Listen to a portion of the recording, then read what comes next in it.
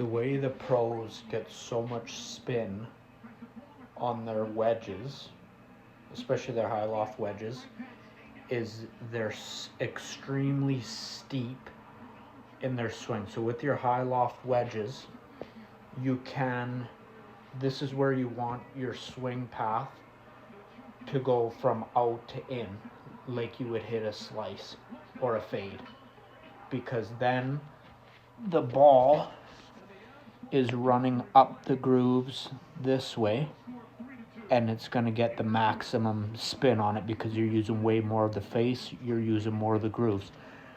But the way that they get the spin is, doesn't matter if they're, they usually have their club face open, doesn't really matter, but they're coming out to in, and they're literally hitting the ball so hard at such a downforce of an angle that the ball, it's hitting the ball first, spinning, and then they're taking a huge divot. And that's the reason why, because they're hitting so much ball first and literally hacking into the turf and spinning. A lot of the other reason is depending on what grass the greens are, they'll get that huge spin where the ball rips back like 10-15 yards.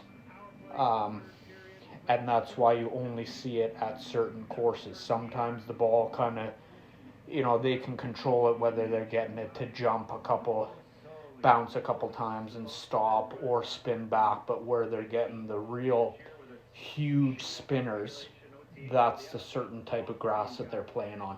And that's why it's hard for them to control most times. Lots of times, even though it's that certain type of grass, it makes a difference if it's really wet or it's really dry. But those are some things to consider, and why you're, maybe trying it at your putting green or chipping green, and you can't get it to spin like they can. Well, that's part of the reason why. So, like I say, try, if you're using these really high loft wedges, and you got to think too, they're setting themselves up perfectly. So say they like their 52 and they can hit their 52 with a fairly open club face from 100 yards, 3/4 shot.